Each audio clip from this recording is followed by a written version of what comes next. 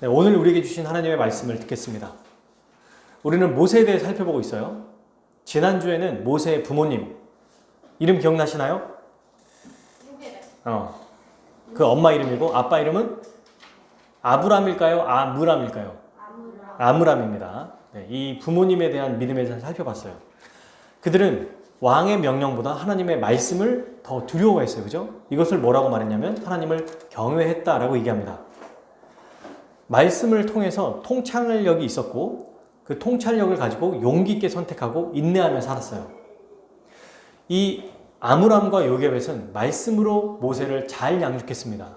그래서 모세가 성장하면서 어떻게 사는 자로 만들었냐면 눈에 보이는 세상의 권력자보다 보이지 않는 하나님을 더 경외하고 두려워하는 자로 키운 거예요. 이렇게 자라간 모세에 대해서 오늘 설명하는 겁니다. 어른이 된 모세, 장성한 모세에 대한 오늘 이야기가 있어요. 자, 오늘 모세는 두 가지의 행동을 우리가 봐야 됩니다. 모세가 했던 두 가지 행동, 오늘 말씀이 그거예요. 근데 이 두 가지 행동이 다 뭐냐면 거절한 거예요. 거절했다. 첫 번째 24절 읽어보면 믿음으로 모세는 장성하여 바로의 공주의 아들의 칭함받기를 뭐했다? 거절하고 거부했다는 거예요. 바로의 공주의 아들. 이게 어렵지만 한마디로 말하면 왕족입니다. 왕족. 세계 최고의 권력가의 자녀로 입양된 거죠. 당시 이집트 왕은 지난주에 설명해 드린 것처럼 곧 신이었어요. 신. 그러니까 모든 사람들이 신으로 받들었고 자기도 신으로 행동했습니다. 신처럼. 그러니까 바로의 딸도 신의 딸이죠. 그리고 그러니까 바로의 딸, 그리고 그 딸의 아들도 엄청난 권력을 가지고 있었다는 걸 얘기해요. 옛날에 여러분 조선시대나 중국을 생각해보면 중국의 황제가 파워가 진짜 셌잖아요. 거의 신처럼. 그 황제의 가족들도 이와 버금간 권력이 있었어요. 이걸 모세가 거부한 겁니다. 사실 여러분 모세는 아주 아기 때부터, 그러니까 물론 유대인으로 태어났지만 이 아이가 지각이라는 게 있고 자각을 하고 생각할 때는 어떤 사람이었어요? 이미 애굽에서 태어나고 애굽의 왕족이었던 겁니다.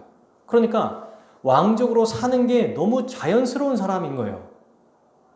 얼굴 생김새는 달라도 그냥 왕족인 거예요. 이미 태어날 때부터. 아기 때부터 그렇게 살아온 게 물 흐르듯이 자연스러운 삶이라는 겁니다.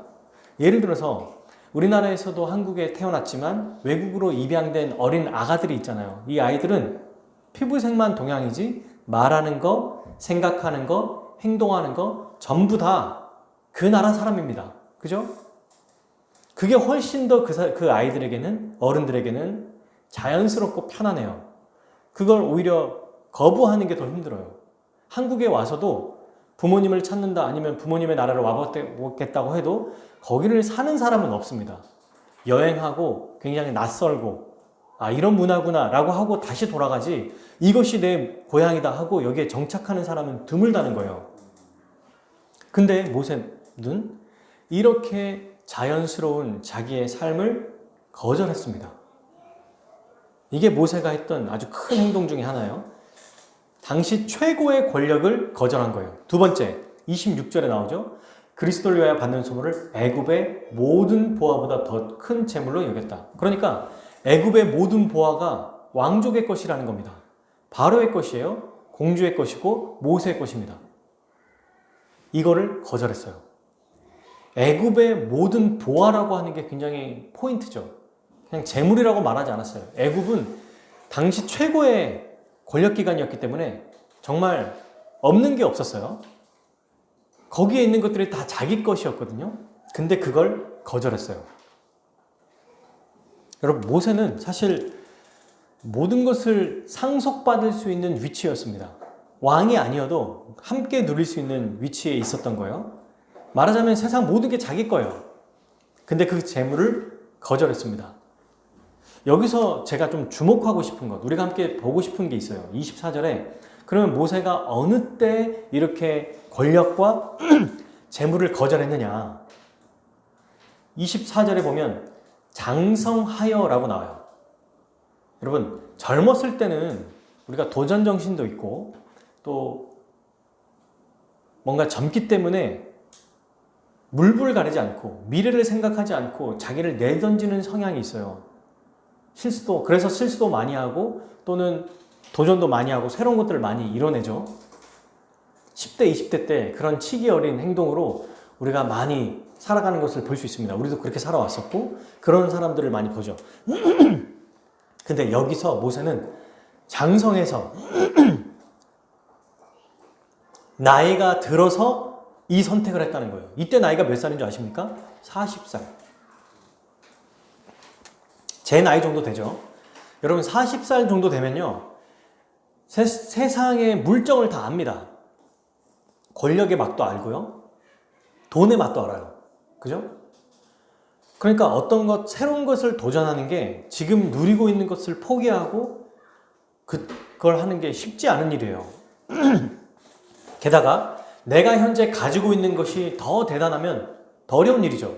내가 가진 돈과 권력이 얼마나 큰지를 본인도 알고 파워도 알고 이걸 누려보기도 했어요.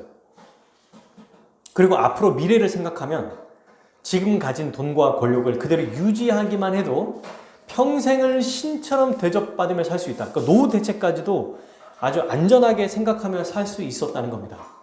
그런데 모세는 그런 권력과 돈을 거절했어요. 그 나이가 40살이었다는 거예요. 40살. 그럼 왜 이렇게 거절할 수 있었을까? 어떤 사람들은 이렇게 생각하기도 합니다. 모세가 왕족의 삶이 좀 답답해가지고 평범한 삶을 꿈꿨을 것이다. 아니면 그가 마음이 좀 쫄려서 그냥 너무 두려우니까 왕의 삶을 사는 게 너무 힘드니까 평민한 삶이 더 좋아서 쫓아갔을 것이다. 우리 보통 이제 드라마나 영화 보면 그런 것들 있잖아요. 막 궁궐에 있는 게 싫어서 공주가 막 도망가가지고 거기에 있는 사람을 보고 사랑에 빠져서 막 나가고 이런 것들을 많이 보지 않습니까? 왕들도 마찬가지로 신하 몰래 빠져나가가지고 갔다 오고 이런 거였을까? 야망이 없는 사람이었나? 정말 그냥 평범한 삶을 꿈꿨는가? 아니에요. 그가 돈과 권력을 거절했던 것은 욕심이 없거나 평범한 삶을 원했기 때문이 아닙니다.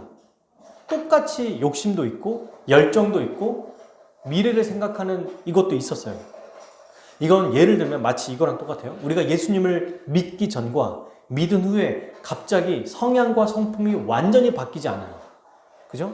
어떤 면은 우리의 생각이 넓어지고 우리의 성품이 달라지는 게 분명히 있어요. 그런데 기질 자체가 완전히 바뀌지 않습니다. 흔히 말하는 것처럼 우리를 못 알아보지 않는다는 거예요. 똑같이 있는 거죠. 모세도 마찬가지입니다. 하나님의 말씀을 알게 돼서 어느 날 갑자기 확 돌변한 게 아니라는 거예요. 꾸준히 자기의 성향과 성품을 가지고 있으면서도 어떤 삶인지 자기의 삶이 어떤 삶인지 알면서도 이것을 거절했다는 거예요. 그러면 이제 이게 우리가 좀 생각해 볼 일이에요. 왜 세상의 모든 권력과 세상에 가질 수 있는 모든 돈을 거절했을까? 그리고 여러분, 거절했다는 것은 더 좋은 것을 선택했다는 거거든요. 도대체 세상의 권력과 돈을 거절해서 무엇을 선택했을까? 그게 오늘 25절, 26절에 나오죠. 25절에 하나님의 백성과 함께 고난을 선택했고요. 26절 그리스도를 위하여 받는 수모를, 고난과 수모를 선택했어요. 자, 두 가지를 버렸죠. 돈과 권력. 그리고 뭘 두 개를 선택했어요? 고난과 수모. 수모는 모욕이에요, 모욕. 사람이 중국의 사무라이들 보면은 모욕받으면 자기의 목숨을 걸더라고요. 자기의 가문을 더럽혔다고 그래서. 목숨보다 중요한 게 명예인데 이 명예를 더럽히는 길을 택했다는 겁니다. 수모가. 한마디로 말하면 고난과 수모는 같은 거죠. 고난의 길을 택했다는 거예요, 모세가.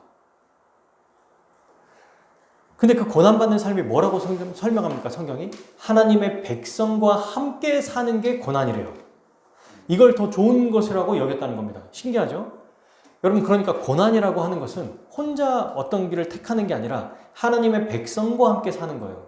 믿는 자들과 함께 울고 웃고 기뻐하고 즐거워 슬퍼하고 그들과 함께 동일한 삶을 살아가는 것, 그들과 함께 고난을 받는 것을 얘기하는 겁니다. 근데 이거와 똑같은 것, 고난과 수모가 똑같다면 그가 택한 하나님의 백성과 함께 살아가는 것과 또 뭐가 똑같다는 거예요? 26절에 그리스도를 위하여 받는 수모.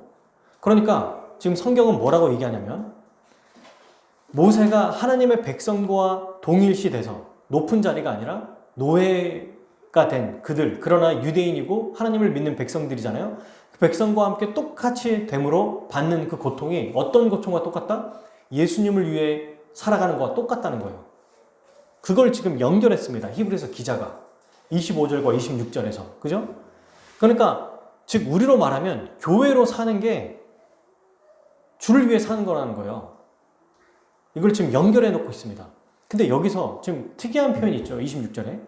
우리에게는 그리스도가 있는데 모세 때도 그리스도가 있습니까? 그리스도는 히브리어로 번역하면 메시아죠, 메시아. 예수 그리스도가 이때는 오시기 전이에요. 그러면 모세가 그리스도를 위해 수모를 받는다는 일을 택했다는 게 뭐예요? 오실 메시아를 믿었는데, 알았는데, 그게 그러니까 오실 메시아를 기다리면서 세상의 권력과 명예를 택한 게 아니라 말씀대로 살아가는 것을 택했다는 거예요. 그리스도를 위해 받는 수모는. 메시아를 기다리면서 우리 그들의 부모님 요게벳과 아므람 같이 하나님 말씀을 믿고 그 말씀대로 순종하며 선택하며 살았다는 것입니다. 이게 모세가 그리스도를 위해 받는 수모라고 얘기하고 있어요. 그럼 정말 모세가 오실 메시아, 그분이 오실 것을 알았을까? 이 신명기 말씀에 보면 나와요. 신명기 18장 15절. 모세는 오실 메시아가 오실 것을 알고 있었습니다. 이렇게 돼 있어요. 신명기 18장 15절. 내 하나님 여호와께서 너희 가운데 내 형제 중에 너를 위하여 나와 같은 선지자 하나를 일으키느니 너희는 그의 말을 들을지니라. 이것을 스데반이 모세가 한 말을 그대로 가지고 와요. 사도행전 7장 37절에서 이스라엘 자손에 대하여 하나님이 너희 형제 가운데서 나와 같은 선지자를 세우리라 하던 자가 곧 이 모세라. 그러니까 모세가 신명기 말씀에서 나중에 나와 같은 선지자 한 명을 세울 거야, 하나님이. 근데 너희는 이분의 말을 들어야 돼. 이렇게 얘기했거든요. 이후에 스데반이 이 말을 한 모세가 바로 우리가 지금 듣고 있는 이 말씀이다. 이렇게 얘기하고 있어요. 그러면 나와 같은 선지자가 누구냐? 정말 이분이 누구냐를 우리가 알아야겠죠? 사도행전 한번 찾아볼까요? 사도행전 3장 20절. 베드로 설교에서 나옵니다.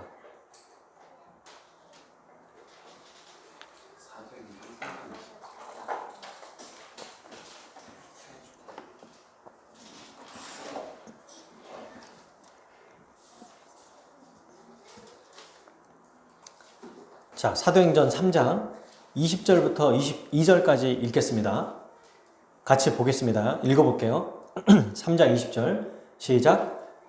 또 주께서 너희를 위하여 예정하신 그리스도 곧 예수를 보내시니 하나님이 영원 전부터 거룩한 선지자들의 입을 통하여 말씀하신 바 만물을 회복하실 때까지는 하늘이 마땅히 그를 받아들이라.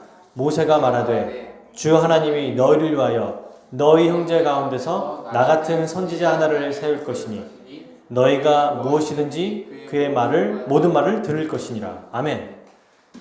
나와 같은 선지자가 누구라고 얘기합니까? 20절에 그리스도 곧 예수다 라고 얘기합니다. 그러니까 모세는 그리스도가 예수님인지는 몰랐어도 그분이 오실 것을 알았어요. 안 거죠.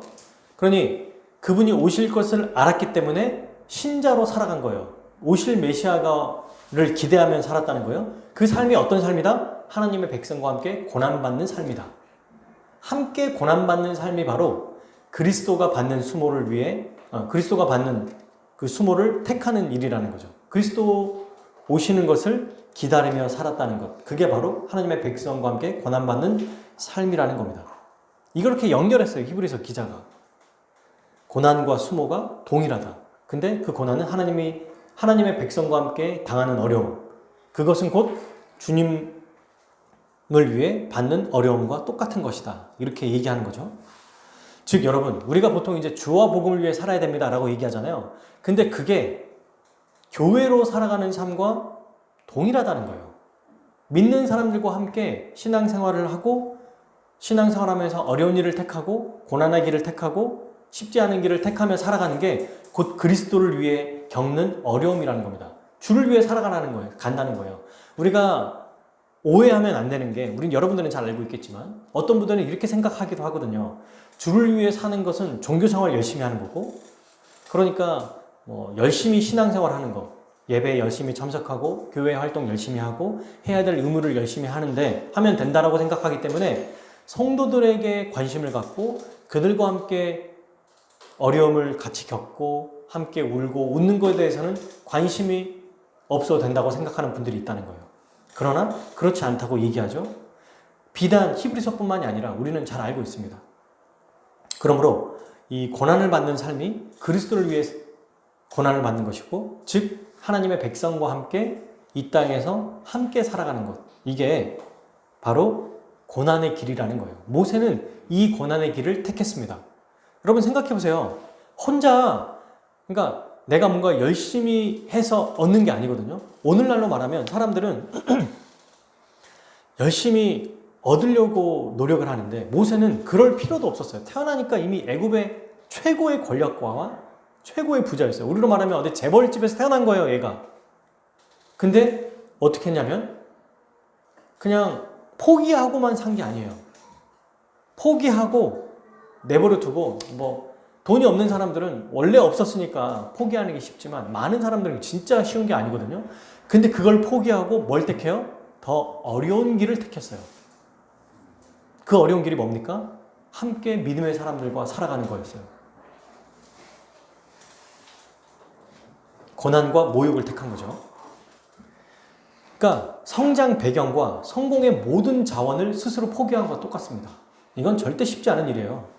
남들은 못 누려서 하는 것들을 모세는 집안 대대로 받아왔던 것들, 이런 자연스러운 삶을 포기했기 때문이죠. 근데 여러분, 이 말씀을 딱 보면 약간 이상한 게 하나 있지 않아요? 딱 보면서, 읽으면서 너무 한편으로 너무 모세를 잘 포장했다 이 생각이 들지 않나요? 왜냐면 정말 모세가 이렇게 행동한 게 맞나? 지금 이 행동이 뭐냐면, 그러면 하나님의 백성과 함께 고난받기를, 이게 뭡니까?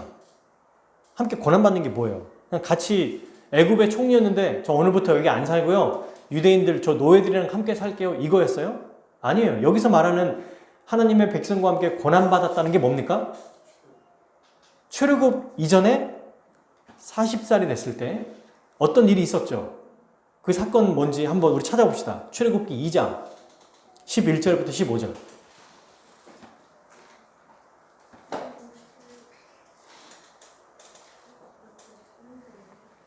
출애굽기 2장 11절부터 15절.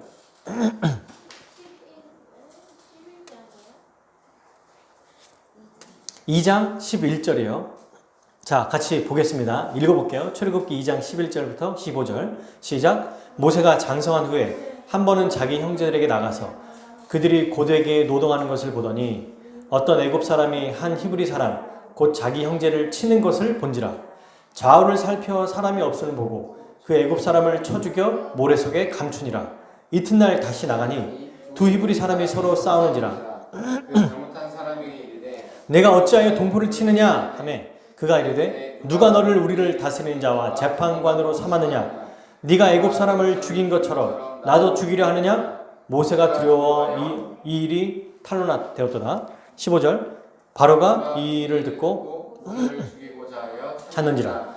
모세가 바로의 낯을 피하여 미디안 땅에 머물며 하루는 우물 곁에 앉았더라. 아멘. 여러분, 이 출애굽기에 보면은 정말 모세가 믿음으로 행동이라기보다 어떤 면에서는 우발적인 살인했던 걸로 보여요. 의협심이 있어서 그냥 우발적으로 살인한 거예요. 딱 보고 이거 뭐야 하면서 막 때려 죽인 거죠. 만약에 정말 믿음으로 행동했다면 도망갈 필요가 있습니까? 그죠? 그리고 이거를 몰래 모래 속에 감출 필요가 있어요?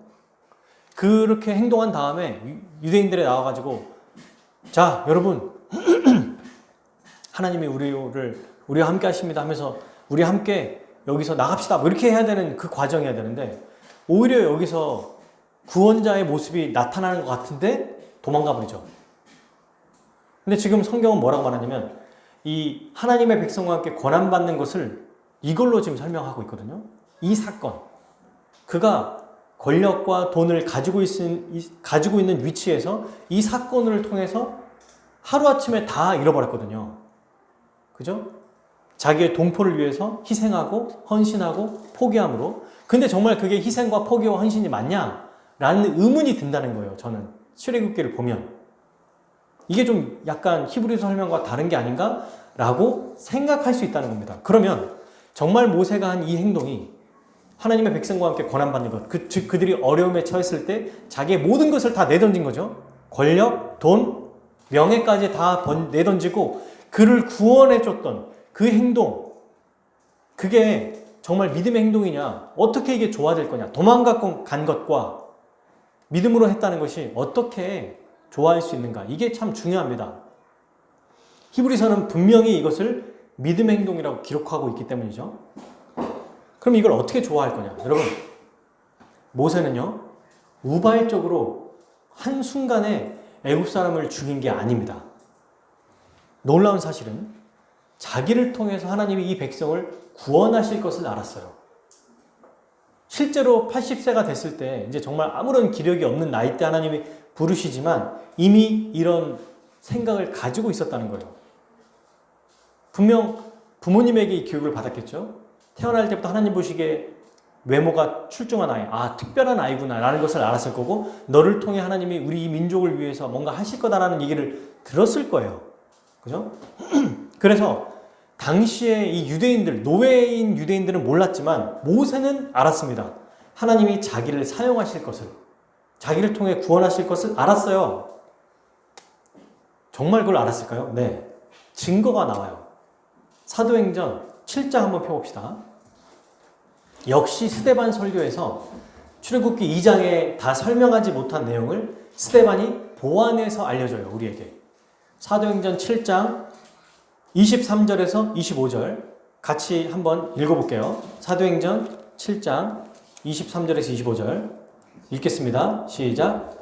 나이가 40이 되매 그 형제 이스라엘 자손을 돌볼 생각이 나더니 한 사람이 원통한 일 당함을 보고 보호하여 형제 합제받는 자를 위하여 원수를 갚아 애국 사람을 쳐 죽입니다.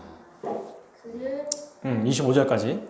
그는 그 형제들이 하나님께서 자기의 손을 통하여 구원해 주신 것을 깨달으라고 생각하였으나 그들이 깨닫지 못하였더라. 아멘. 이걸 더 쉬운 번역으로 제가 읽어보면 이렇게 돼 있습니다. 모세가 40세가 되었을 때 그는 자기 동족인 이스라엘 백성을 돌봐야겠다는 마음이 들었습니다. 그러니까 이때 이제는 내가 이 백성을 돌봐야겠구나. 그리고 24절 모세는 어떤 이스라엘 사람이 이집트 사람에게 억울한 일을 당하는 것을 봤어요. 그리고 그는 이스라엘 사람을 보호하려고 이 애굽 사람을 때려 죽여 원수를 갚아주었습니다. 원수를 갚았다는 거예요. 40세가 됐을 때 내가 이제는 이스라엘 백성을 돌봐야겠구나 라는 걸 알았어요. 그러면서 25절에 나오죠. 모세는 자기 동족들이 하나님께서 자기를 사용하여 그들을 구원해 주신다는 것을 깨달을 것이라고 생각했습니다. 그러니까 모세는 알았고 이들도 알 거라고 생각했다는 거예요. 하지만 그들은 깨닫지 못했다는 거죠. 보세요.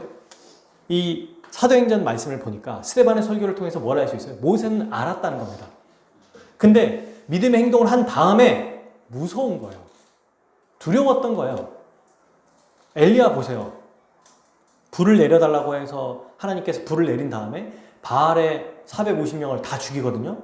그리고 나서 정말 이 말병거보다 더 빨리 달려갑니다.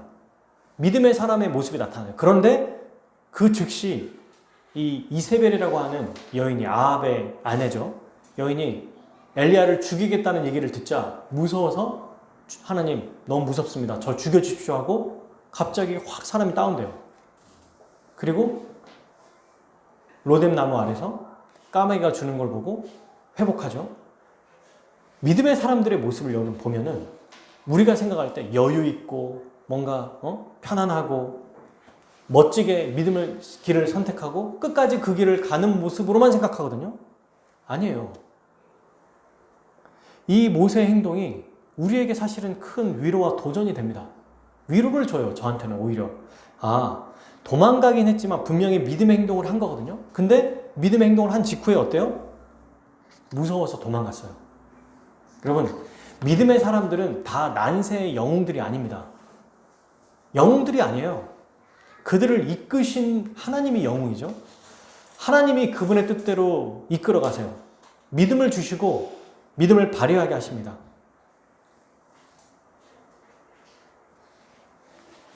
사실 대부분의 우리 믿음의 선배 조상들이 겁이 많았어요. 아브라함을 보면은 하나님의 은혜를 체험하고서도 자기 아내를 여동생이라고 속이고, 여호수아는 모세 이후에 이제는 모세와 함께 있을 때 어때요? 수많은 기적을 봤잖아요. 그런데도 여호수아 일장에서 하나님이 뭐라고 하시냐면 두려워하지 말라고 계속 얘기하십니다. 담대하라고 얘기하세요. 기도는 어때요? 겁이 진짜 많은 사람이었어요. 모세는요, 80세가 됐을 때 나는 갈 수 없습니다 하고 무서워했어요.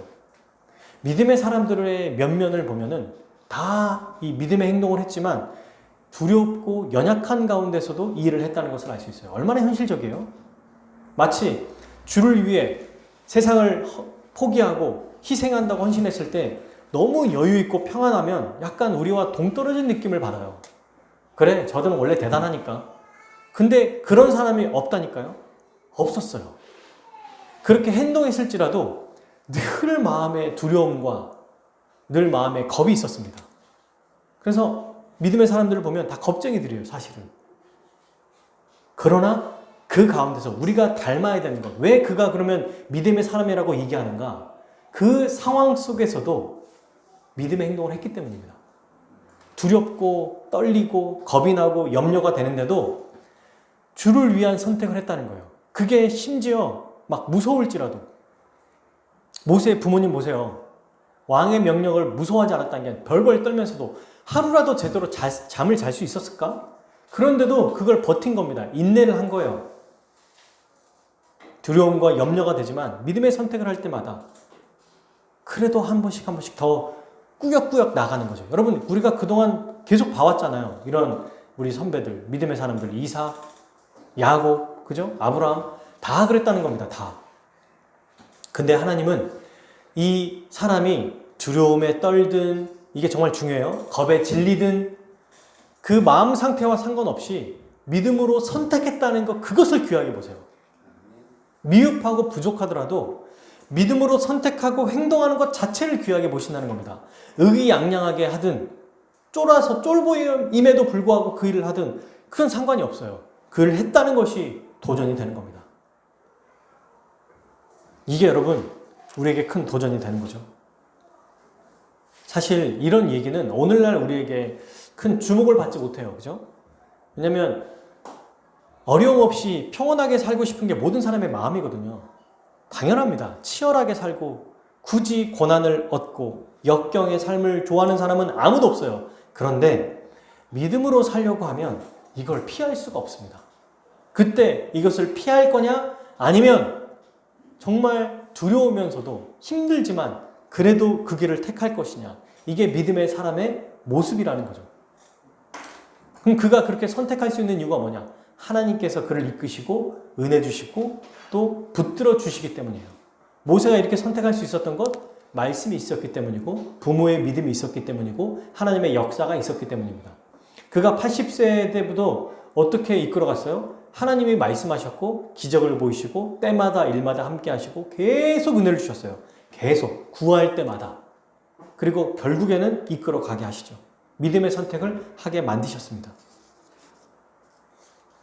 자, 여러분, 그러면 하나님께서 도와주셨지만 대체 모세는 권력과 재물을 포기하고 어떻게 고난과 수모, 즉 이 고난의 길을 택할 수 있었을까요? 이게 오늘 말씀의 핵심이에요.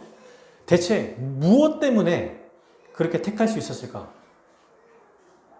무엇이 그를 그렇게 택할 수 있게 만드는 이 세상의 모든 것들을 자연스러운 자기의 삶을 역행하면서까지 믿음의 삶을 선택할 수 있었는가? 그게 오늘 말씀의 핵심이에요. 26절에 읽어봅시다. 마지막. 그리스도를 위하여 받는 히브리서 11장 26절 다시 우리 본문이에요. 읽어볼게요. 그리스도를 위하여 받는 수모를 애굽의 모든 보화보다 더 큰 재물로 여겼으니 이는 뭐다? 상 주심을 바라봄이라. 아멘. 왜 이런 선택을 할 수 있었냐고요? 상을 바라봤기 때문입니다. 우리가 이것을 오해해요. 저도 사실 오해했던 적이 있어요. 그저 믿음의 사람들은 권력 욕심이 없고 돈의 욕심이 없기에 믿음의 삶을 살아간다. 그들은 그저 고난받는 것을 더 즐거워하는, 뭔가 모르게 그냥 이 세상을 초월한 약간 다른 사람처럼 생각하거든요. 실제로 그렇죠. 그런데 그렇게 할 수 있었던 근거를 우리는 생각 못할 때가 있어요. 그 근거가 뭐냐면 상을 바라봤기 때문이에요. 모세는 권력 욕심이 없거나 재물의 욕심이 없던 사람이 아니에요. 단지 훨씬 더 좋은 걸 선택한 거죠. 여러분, 믿음이 바로 그런 겁니다. 믿음의 사람들은 그저 고난당하고 그냥 힘들고 그냥 그 사람들이 고통당하는 걸 즐기는 사람들이어서가 아니에요. 우리는요, 우리도 그냥 다 같이 다 정말 이 주일날 놀러 가고, 자기가 가진 권력과 이 재물과 힘으로 살아가려고 하는데 우리는 그렇게 살지 않잖아요? 왜 그럽니까? 우리가 원래 그런 사람이니까? 아니요. 우리도 똑같은 욕심이 있고 열정이 있고 똑같이 즐기고 누리고 싶은 사람들이에요. 그런데 우리는 다른 것을 본 거죠. 뭐요? 더 큰 상을 바라보는 자들이라는 겁니다. 모세가 그랬다는 거예요. 그러니까 믿음의 삶은 뭔가 더 손해보고 뭔가 더 억울하게 사는 게 아닙니다. 훨씬 더 좋은 것을 보고 그걸 택하는 거예요. 밭에 감추인 보화 아시죠? 비유? 이 밭이 겉으로 보기엔 남들이 봤을 때는 가물었어요. 그런데 그 안에 보화가 있다는 걸 아는 사람은 전 재산을 팔아서 그 땅을 삽니다. 왜? 그 안에 보화가 있으니까. 보화도 없는데 가문 땅을 사지 않아요. 그는 어리석은 사람이죠. 우리는 지혜로운 사람입니다.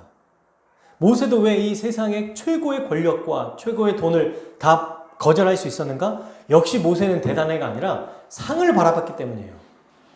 그 상을 바라봤다는 것은 히브리서 우리가 지난주에도 읽었던 것처럼 6절에 상 주시는 이를 믿은 것입니다. 하나님을 바라봤다는 거예요. 하나님과 그분이 예비하신 하나님 나라의 영광, 명예, 그 영원한 복을 바라봤기 때문이에요. 그러니까 선택할 수 있었어요. 여러분, 이게 우리 믿음의 사람들의 지혜로운 면모예요. 그저 고통스럽고 힘든 것을 선택하는 게 아니라 가장 좋은 것을 선택하는 게 믿음의 삶입니다. 한번 따라해 볼까요? 믿음의 삶은 가장 좋은 것을 선택하는 것이다. 가장 좋은 것을 선택하는 것이다. 네, 모세는요, 눈에 보이는 세상의 권력과 돈에 자기의 운명을 걸지 않았습니다. 우주 만물을 창조하고 다스리는 최고의 권력자, 최고의 재력가이신 하나님께 올인한 거예요. all in. 이게 믿음이에요, 여러분. 그러니까 우리가 자꾸 손해봐야지. 믿음의 생활은 원래 이런 거야. 원래 힘든 거야. 원래 그냥 고통스러운 거야. 이렇게 생각해서는 안 되죠. 우리도 뭘 바라봐요? 상을 바라봅니다. 영원한 상. 우리 하나님. 그분이 주시는 복. 이걸 바라보는 거죠. 근데 이 상이 뭐예요? 고난이라는 겁니다. 이 고난의 삶. 이 땅에서 고난받는 삶. 이 땅에 수모를 겪는 삶, 하나님의 백성들을 위해서 함께 믿음으로 살아가는 이 삶이 우리에게 상급이라는 거예요. 여러분, 이렇게 생각하면 어때요? 하루하루 고난의 삶을 살아갈수록 저금처럼 우리의 상이 생기는 거예요. 그게 나쁜 게 아닙니다. 우리의 삶에 하나씩 하나씩 계속 이 크레딧, 우리 신용이 점점 올라가는 거예요. 우리의 베네핏, 이익들이 점점 막 생기는 거예요. 고난의 삶을 선택할 때마다. 이게 지혜로운 자인 거죠. 그저 하나님은 그냥 이렇게 포기하고 이렇게 살아. 이렇게 해서 우리가 내 하고 늘 고난의 길, 이 좁은 길, 힘든 길을 살면서 어쩔 수 없어. 원래 삶은 이래. 이렇게 살면 이거 못 선택해요. 그런 사람들이 아니에요. 우리는 그걸 원하시지도 않아요. 더 좋은 것을 선택하게 하신 겁니다. 훨씬 더 좋은 것을 선택했어요. 우리 믿음의 사람들이 다 그렇게 살았죠. 그러면 모세는 대체 어떻게 이걸 알았을까요? 분별력이 있었던 거죠. 뭘 알았던 거죠? 25절. 잠시 죄악의 낙이라고 말했어요. 이 세상의 재물과 이 세상의 권력을 뭐라고 정했어요? 잠시, 첫 번째. 두 번째, 죄악의 낙이다. 여러분, 이 세상의 명예와 즐거움은, 권력은 잠시 잠깐이에요. 사라지는, 아주 잠깐 있다가 사라지는 안개와 같다는 겁니다. 아주 허무한 거예요. 영원하지 않아요. 누가 이 영원하지 않는 것, 허무한 것에 전부를 겁니까? 여러분, 아이들에게도 이번 너 10분 동안, 1시간 동안 열심히 놀래. 열심히 공부해서 1시간 동안만 놀래. 공부 안 하고 1시간만 놀래? 열심히 공부하고 힘들지만 하루 내내 놀래. 이러면 지혜로운 아이들은 힘들지만 저 공부하고 하루 종일 놀래요. 라고 하지. 필요 없어요. 1시간만 놀래요. 이렇게 하지 않거든요. 우리도 똑같습니다.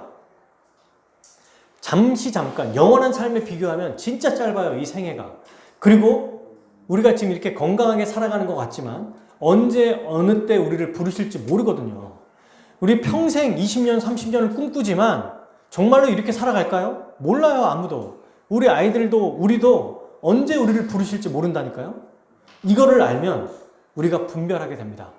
이 세상의 잠시 잠깐의 즐거움보다 영원한 삶이 우리에게 더 중요하다는 것을 알고 그걸 선택한다는 거예요.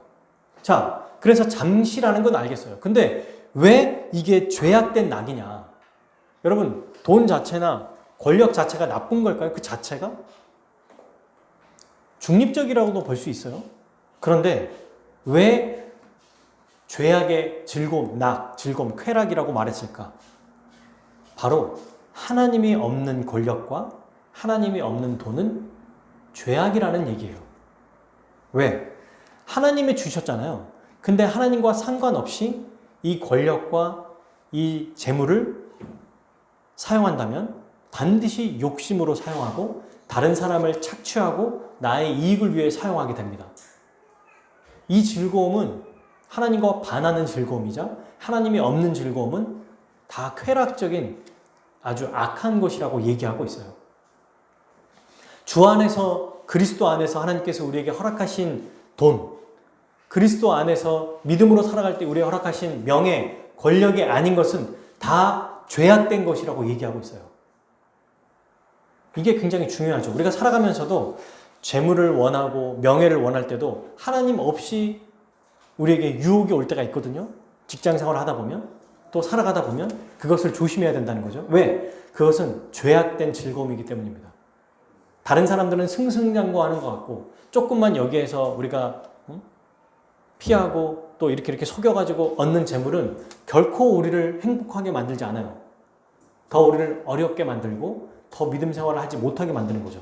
죄악된 길로 가게 하는 것입니다. 모세는 이걸 알았다는 거예요. 그래서 영원한 상급 그리고 최고의 즐거움 이걸 선택한 것입니다. 이게 여러분 예수님이 신약 성경에서 말씀하신 신자의 삶이에요. 그죠? 마가복음 8장 34절 무리와 제자들을 불러 이르시되 누구든지 나를 따라오려거든 자기를 부인하고 자기 십자가를 지고 나를 따를 것이니라. 자기를 부정하고 자기 십자가를 지는 삶이 뭐예요? 자발적으로 고난과 그리스도를 위해 받는 수모를 선택하는 삶이에요. 그럼 이런 사람은 예수님을 따라가는 삶이래요. 여러분 예수님이 지금 어디에 계세요? 하나님의 보좌 우편에 계세요. 예수님을 따라간다는 것은 최종적으로 어디까지 간다는 거예요? 하나님 나라까지 간다는 거예요. 그 나를 따르려거든 할 때 고난의 길만 있는 게 아니에요. 영광스러운 길을 가기 위해서는 반드시 고난을 통과해야 갈 수 있다는 것을 말해주는 겁니다. 그러니 고난의 삶을 선택하는 것은 영원한 상급을 선택하는 것과 똑같다는 것을 우리 주님이 얘기하고 계시죠. 사도 바울은 로마서에서 또 이렇게 얘기했습니다.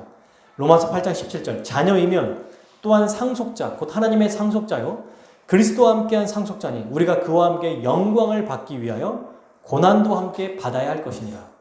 생각하건대 현재의 고난은 장차 우리에게 나타날 영광과 비교할 수 없도다.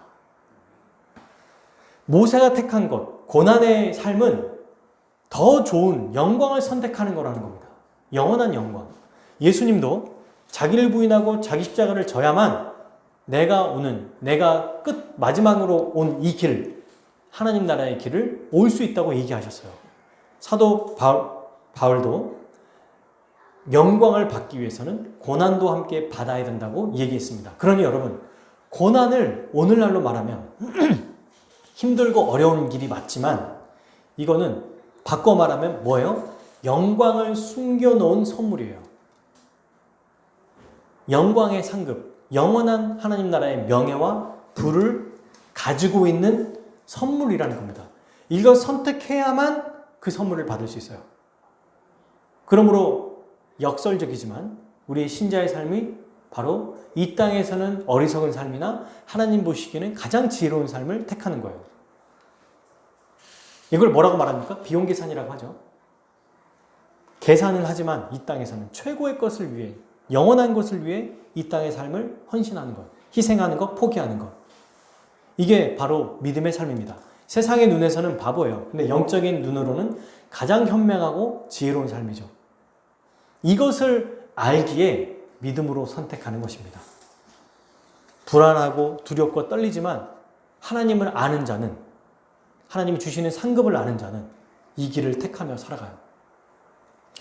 제가 이 말씀을 연구하면서 우리 믿음의 조상들도 있지만 우리나라 특이하게 일제강점기 시대 때 어떤 삶을, 독립운동을 통해서 자기의 전 삶을 내던진 분이 생각이 나더라고요. 이게 연결이 어떻게 될지는 모르겠지만 제가 한번 설명해 볼게요. 물론 믿음의 선택은 아니에요. 근데 우리가 믿음의 삶이 무엇인지를 생각해 볼 수 있는 겁니다. 이 사건이. 독립운동을 하신 그 우당 이회영 선생이라는 분이 계세요. 아마 잘 모르실 거예요. 근데 이분이 누구냐면, 알아?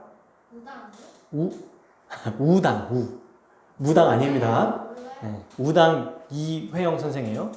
이분을 우리는 기억해야 될 것 같아요. 왜냐하면 저는 어느 정도 알고 있었기 때문에 기억이 난 거죠. 정확하게 이름이 뭐였는데 이렇게 생각이 났었는데 찾아봤어요. 이분이 누구냐면 20세기, 그러니까 일제시대 이전부터 조선 최상위 재벌 가문이었어요. 그러니까 서울 땅을 지나가려면 이 가문의 땅을 밟지 않고는 갈 수 없을 정도였어요. 이 사람이 뭐 했지? 이회영 선생님? 사주신 거 뺏겨간 물건들. 아, 그분은 다른 분이고, 근데 맞아. 나도 그분이 생각나기도 했어. 작은 것 하나도 아주 비싸게 해서 우리나라 유물을 다 사들인 분이 있죠. 그분이 있고, 이분은 뭘 했냐면, 신흥 무관학교를 세우신 분이에요.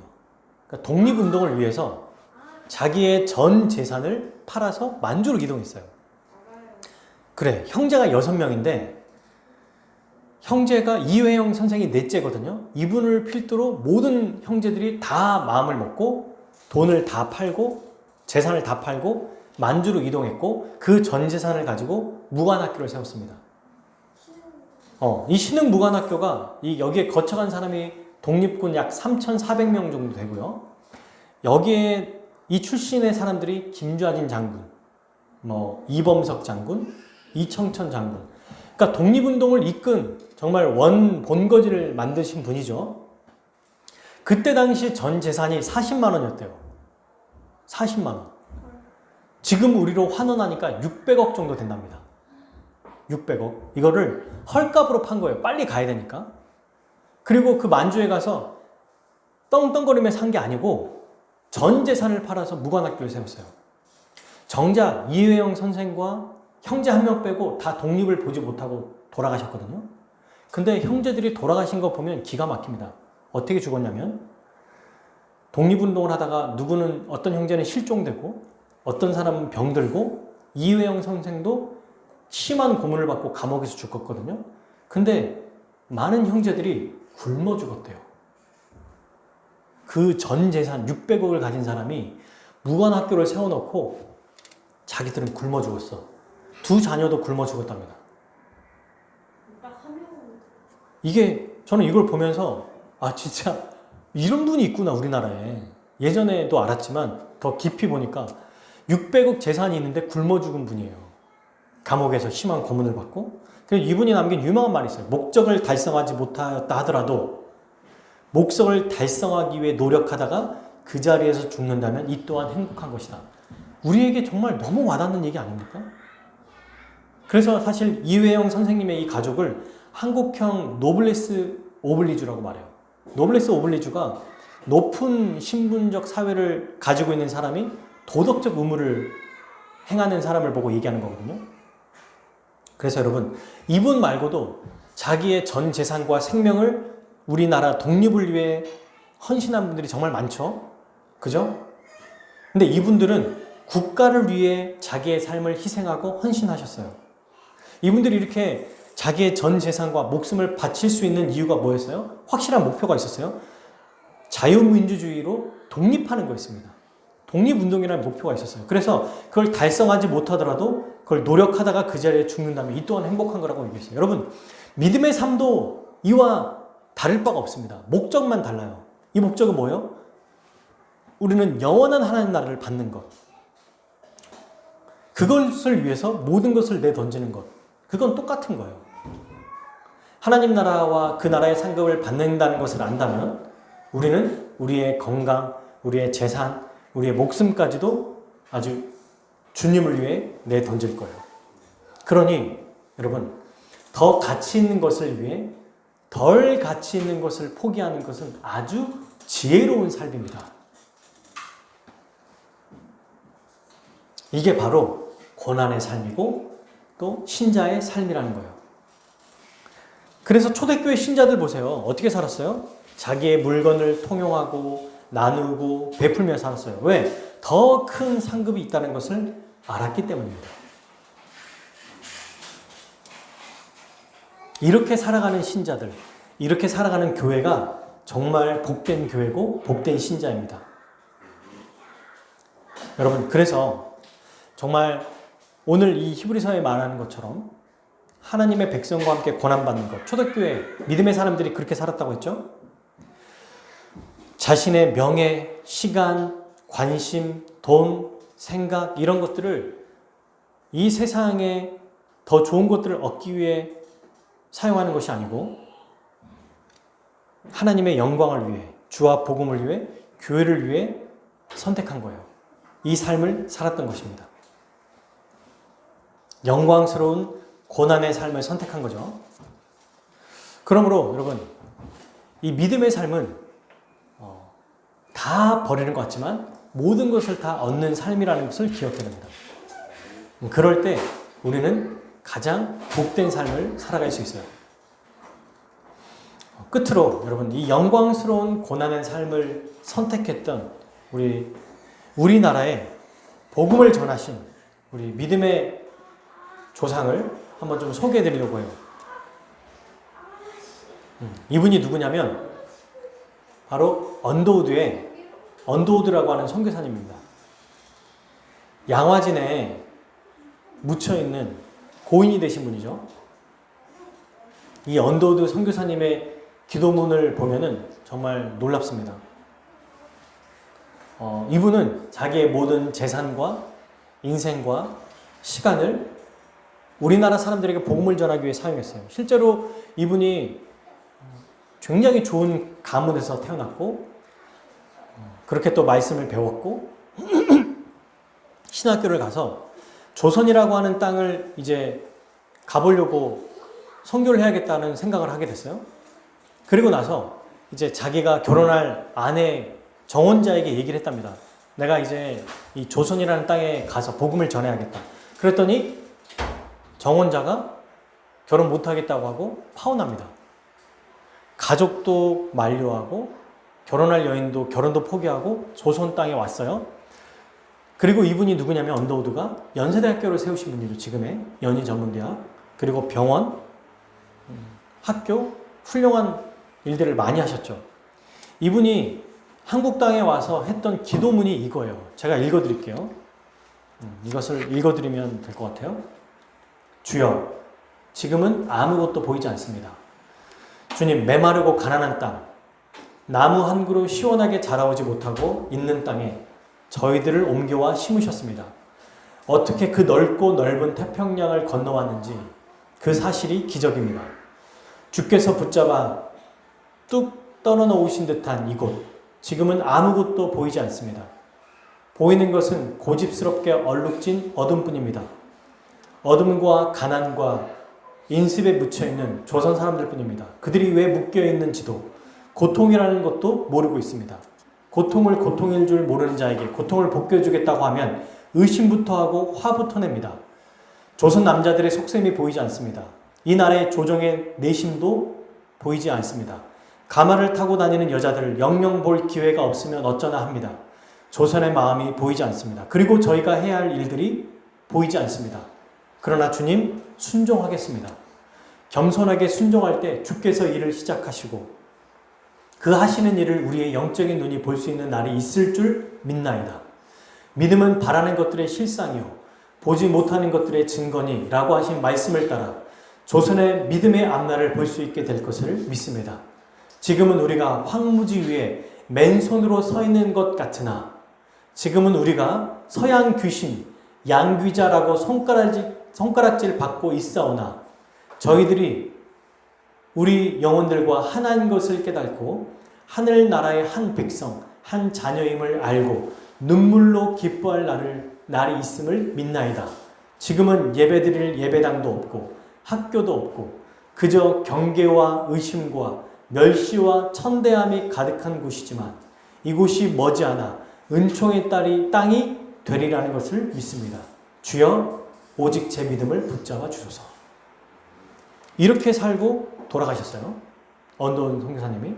지금 그리고 우리가 이 예배드릴 예배당이 있고 학교가 있고 은총의 땅에서 살아가고 있습니다. 여러분, 이 언더우드의 기도를 들어보면요, 두려움이 가득해요. 그죠? 앞이 안 보여요. 여유가 있고 뭔가 당당함이 있지 않아요. 평온하지도 않습니다. 조정 내신, 조선의 남자, 여인들 끝까지 믿음을 받아들이지 않을 것 같다는 두려움, 걱정과 염려 속에서도 말씀의 삶을 선택하며 살았거든요. 저는 이게 믿음의 삶이라고 생각해요. 이분이 어떤 일을 행하셨는지 중요해요. 근데 그것보다 더 중요한 것은 마지막 기도문이에요. 주여, 제 믿음을 붙잡아 주소서. 왔는데, 여기 와서 믿음으로 살겠다고 왔는데 다시 시작된 거예요. 어려움이 시작됩니다. 아무것도 보이지 않습니다. 아무것도 보이지 않는 얘기를 몇 번을 얘기하고 있어요.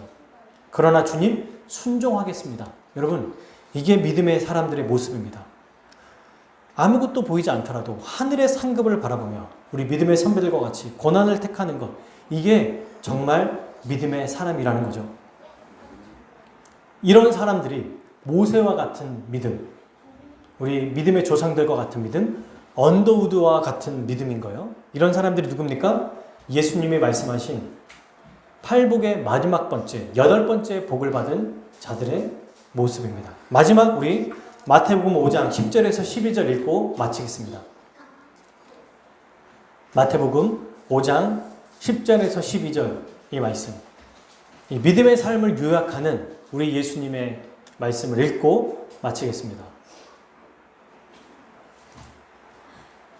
자, 마태복음 5장 10절에서 12절 말씀이에요. 같이 읽겠습니다. 시작. 의를 위하여 박해를 받은 자는 복이 있나니 천국이 그들의 것임이라. 나로 말미암아 너희를 욕하고 박해하고 거짓으로 너희를 거슬러 모든 악한 말을 할 때에는 너희에게 복이 있나니 기뻐하고 즐거워하라. 하늘에서 너희의 상이 큼이라. 너희 전에 있던 선지자들도 이같이 박해하였느니라. 아멘. 그죠? 주님 얘기하시죠? 이런 박해를 받을 때 하늘에서 우리의 상이 크다고 얘기하셨어요. 그러므로 주 안에 사랑하는 여러분, 우리는 날마다 우리 일상의 삶에서 크고 작은 선택지가 우리 안에 주어집니다. 이번 한 주간도, 오늘도, 내일 하루 시작할 때도 새로운 선택지가 우리에게 주어져요. 그때 무엇을 선택할 거냐? 두렵고 겁이 나고 미흡할지라도 이걸 선택하는 것보다 이게 선택하는 게 세상의 눈에는 더 보기 좋을지 몰라도 그러나 그때 우리는 결단해야 되죠. 선택해야 됩니다. 무엇을? 가장 지혜로운 삶을, 하늘의 상급을 택하는 삶, 하나님께서 우리에게 허락하신 삶, 그게 바로 영광스러운 고난의 삶이잖아요. 그 삶을 주와 복음을 위해, 교회를 위해 선택하며 살아가는, 가장 지혜로운 사람으로 살아가는 우리 모든 성도들 되기를 축복합니다. 그런 선택을 할 때 우리 삼위 하나님께서 함께 하시고 때마다 은혜를 베풀어 주실 거예요. 그래서 우리가 그 길을 가게 될 것입니다. 순종할 때 우리 주님께서 우리를 이끌어 주실 거예요. 같이 우리 이 시간에 함께 기도하도록 하겠습니다.